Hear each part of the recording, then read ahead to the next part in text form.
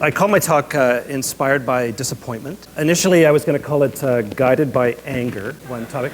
But I thought that just the way I work and my world, I guess I'm just more of a disappointed person than an angry person. I work, I'd say, in social satire. I'm a filmmaker. I try to express what I see around me, my world, through my work. And I think I moved to becoming, say, a satirist, if that's a description of me, was because when I got to film school, I actually made a very conscious decision that I didn't want to be a different kind of filmmaker. I really didn't want to make filmed entertainment, the feel-good, feel-bad movies, which is the movies where you go to, Hollywood makes $1 million of these, where you go and you're going as maybe escapism, you want to go, just kind of get away from your humdrum life. And so you go sit in the theater and you see these people who have blessed lives, and they live in $1 million Manhattan apartments, and the guy's a brain surgeon and he's having some problems. His wife's a cellist in the New York Philharmonic or whatever, and they sort it all out. And when you leave the theater, you just feel like a schmuck, because that's not your life. Your life is not, you're not married to a cellist at the New York Philharmonic. And it was just my own experience before I became a filmmaker. I just didn't like those kind of movies. And I decided early on I just didn't want to make those kind of movies. So I started working towards making films where, and I think all my films sort of have this to some degree, is that you're just glad you're not those people. That you're going to work hard not to become like those people, because they're all heels for the most part. The themes of my work are basically that the environments we've created for ourselves are dysfunctional or broken. And I think this clip from Kitchen Party basically shows a young man, teenager, taking out his aggression or his frustration of living in the suburbs on his family den. But basically all my work, I've tried to sort of express stuff that from my own life. I work in stuff I know, I guess. I grew up in the suburbs here in Calgary. This is from Way Downtown, a film of mine. And the film really is about Calgary's plus 15 system. It's about other things too, but I think what got me to make the movie was my anger or disappointment with Calgary's plus 15 system, which I always thought was sort of the killer of street life, was the killer of the downtown core. And it actually just works as a funnel to take office workers to food fairs. It seems to me that's the only purpose it really has, because and it was actually Brian Pincott who brought this up a couple of years ago, and he said, we have to stop considering Calgary as a winter city. Because I think the plus 15 was always this kind of idea, like, well, you can't put your coat on to go for lunch. We've got to build this huge thing to connect all the buildings and kill our downtown.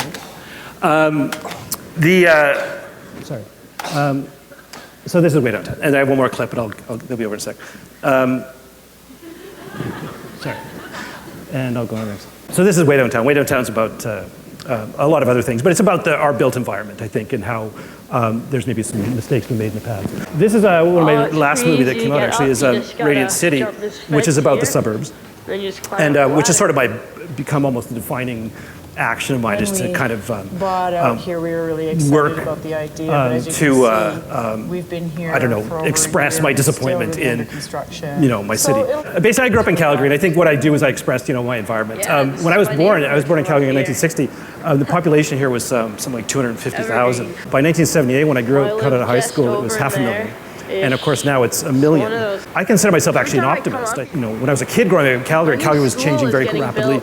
And I was always really excited about it, the environment and what I was seeing around me. It's like 1967, Expo, all that stuff. Everybody was excited, I think, about. I've been alive for almost the entire construction of downtown Calgary.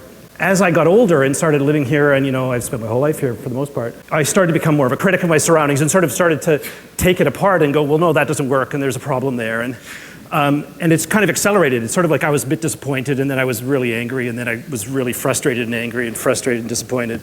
My wife and I have actually had to take steps to curb our sort of our anguish. And we're talking about, I think as an example would be using Shoppers Drug Mart, as an anchor tenant in Lower Mount Royal. And it's like, how do you destroy an entire block of vibrant Calgary? You put a Shoppers Drug Mart there. And so those kind of things would just be driving us crazy. Wait till the Best Buy comes. You're going to be really happy when the Best Buy comes. But we've had to curb it because our son, we have an 8-year-old, and instead of being an optimistic, all this great stuff's going on in Calgary, when he was about 5, we started to notice that he was actually becoming really bitter. And he'd be talking about the window going, oh, what are they doing with that building? And so we actually had to kind of tone it down because we've made, we sort of created this sour young man, bitter, about Calgary's, change.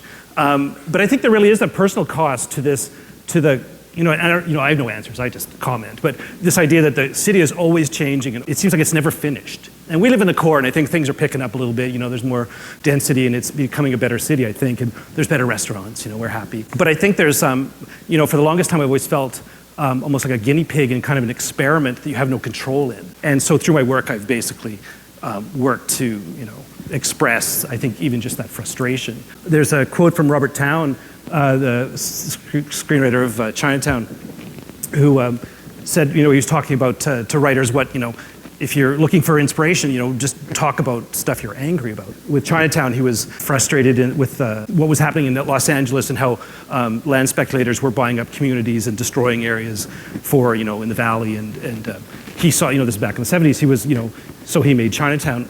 It made me think of the Stampede word, actually, in Victoria Park. So basically, he was saying, work from anger, it can help you. I work more maybe from disappointment, but even though anger sort of fuels my, what I do, I guess. Most of my work, though, is considered, it's satirical. It's usually described as wryly comical or sardonic, because there's a lot of humor in my work, I think. And I was wondering why that was, and I think for the most part, really, I think humor is kind of a protection device. It's a way to protect yourself from, an early grave, I think, to some degree, because it's like a coping mechanism. So I tend to have humor in my work, but I think it's more of probably just comes out of my personality that I'm, you can't be enraged continuously. I have on my paper, I have, what am I disappointed about now? And I thought, that could really, I don't have enough time for that. But a couple of things, though, and I'll just bring them up just quick, is I think in Calgary, because I think my work is generally, I focus on, I'm kind of trying to get over the suburban sprawl thing and city planning. But one thing that really disappoints me in Calgary, actually, is the way we treat our rivers.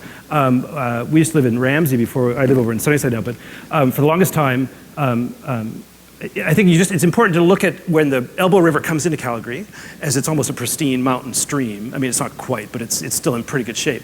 And by the time it goes out into the Bow down in near Fort Calgary, it's destroyed river. It's unbelievable to me that how bad we can treat a river in only like 2 kilometers. It's easier to look at the Bow and go, it seems pretty good. You could swim in it. But I think it's more indicative that the Bow is being treated very badly. That's a small pet peeve of mine right now, but it's a huge issue. But one of the things that really makes me angry right now is the gaming industry in Alberta.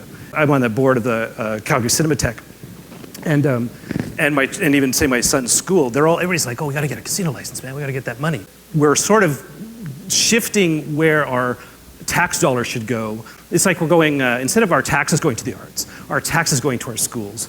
It's basically we're using the gaming industry, it's so fun to destroy lives. But the idea that all this casino money is going, we all have to kind of beg for it.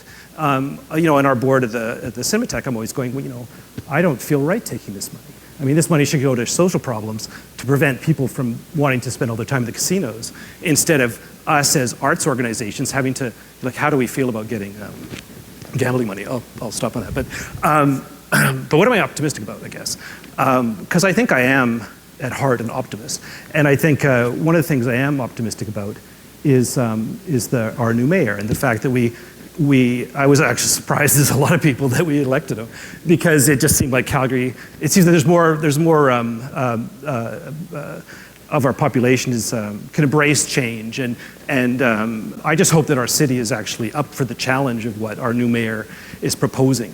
Calgary, though, has inspired me. I mean, basically all my work has come out of my life here, and of course, what would I do if there wasn't, if Calgary was already complete and was a better city and it was fully functional, I'd probably have to move away perhaps and find somewhere more disappointing. I actually, the only time I've lived anywhere else other than Calgary was in Montreal, and of course Montreal is a pretty functioning city, and I think I probably couldn't have been a filmmaker there because I think it's not disappointing enough. And I think I'm ending a little early, but I just ran out of material. So everybody gets a head start on the next guy.